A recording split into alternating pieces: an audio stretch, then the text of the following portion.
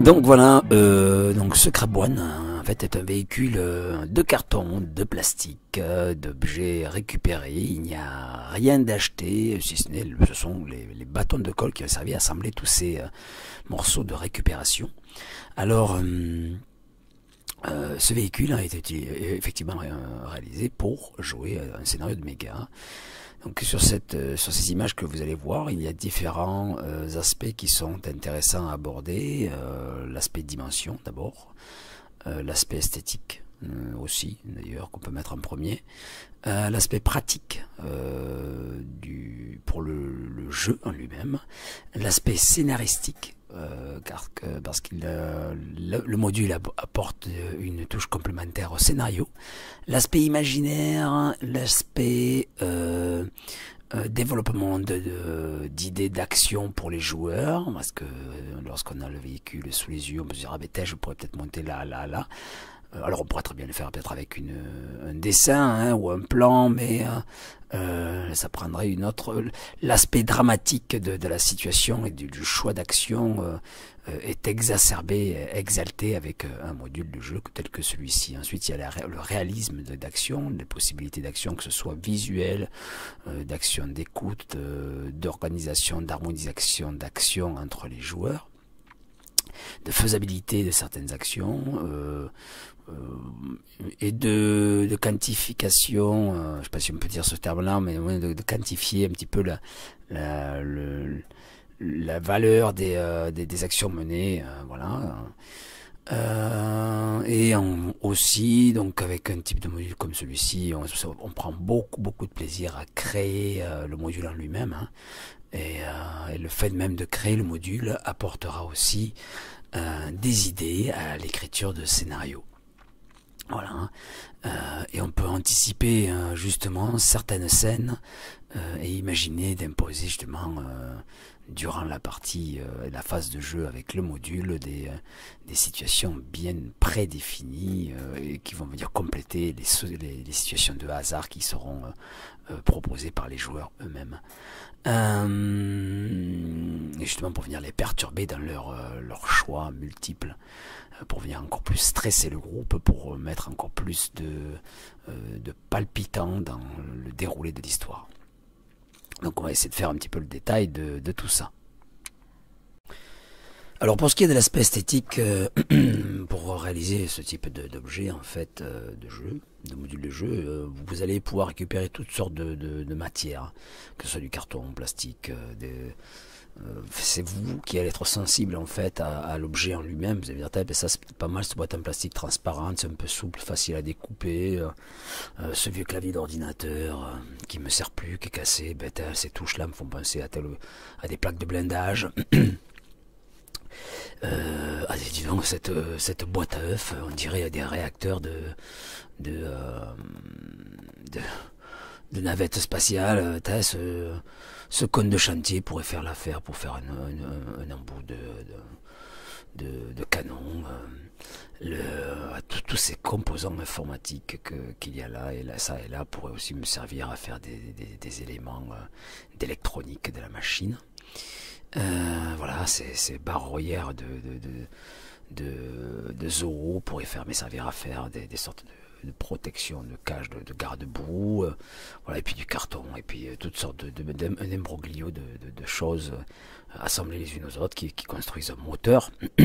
Voilà, en fait, vous l'aurez compris, c'est un petit peu le détail de ce que vous voyez à l'écran. Ce sont ces choses-là qui permettent de créer ce type de module. Alors là, c'est de la récupération, et que de la récupération, et voilà. Et avec ça, vous allez créer quelque chose, et c'est la matière elle-même qui parle, en fait. C'est elle qui va vous guider, sans rien imposer, mais vous allez voir que vous allez très facilement créer quelque chose.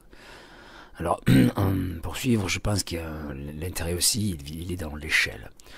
L'échelle qui permet d'avoir vraiment une vision très précise de la situation, du personnage, dans son environnement immédiat.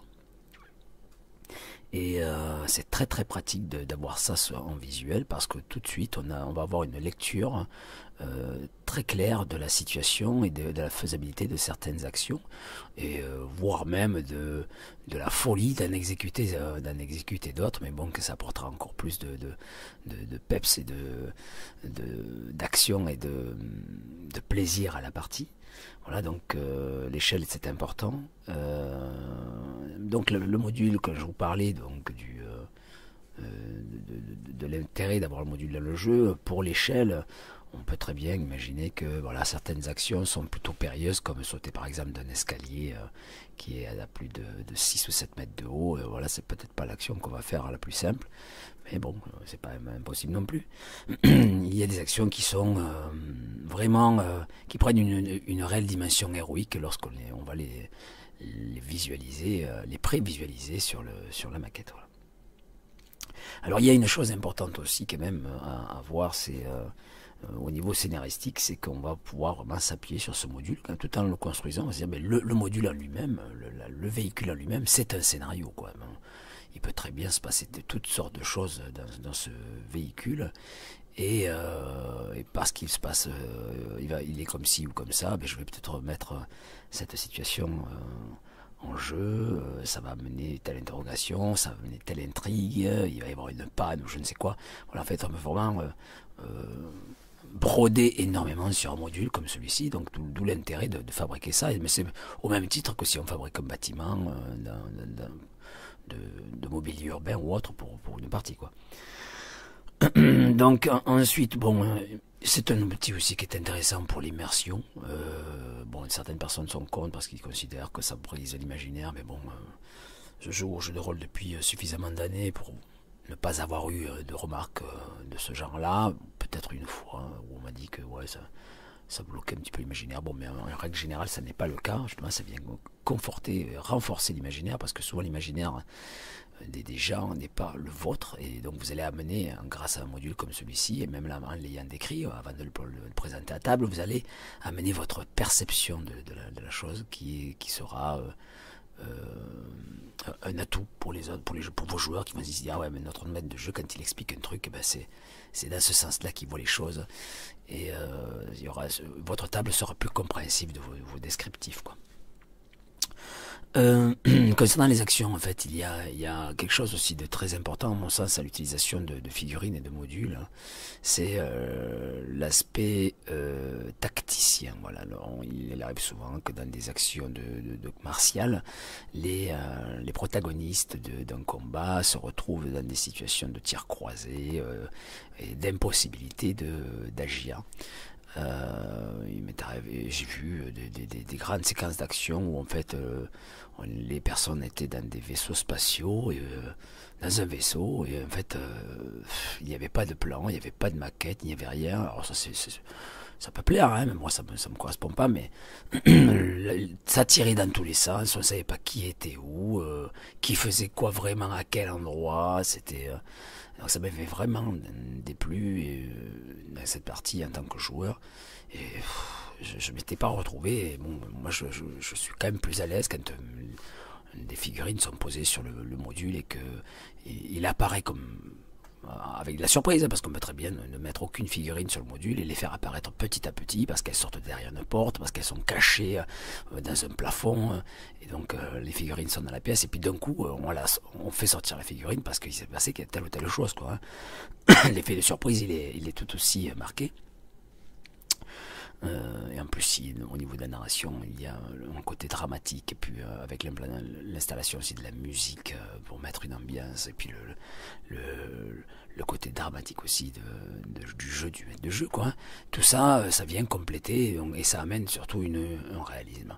On évite donc les tirs croisés, les tirs impossibles, les actions de communication verbale hasardeuse et totalement impossible aussi. Tu es d'un côté du bâtiment et tu es censé discuter avec le gars qui est juste assis à côté de toi, mais en fait non, le gars qui est assis à côté de toi, ben, il est à l'autre bout du vaisseau, donc c'est impossible que tu lui parles, à moins que tu aies un communicateur qui te le permette de le faire, ou que tu aies une compétence, je sais pas, télépathie, pour faire ce genre de choses. Mais voilà, ça apporte aussi cet aspect-là de jeu où les joueurs sont effectivement tout autour de la table, mais leurs figurines et leurs personnages ne sont pas au même endroit, et donc ne sont pas tout le temps censés être en mesure de communiquer.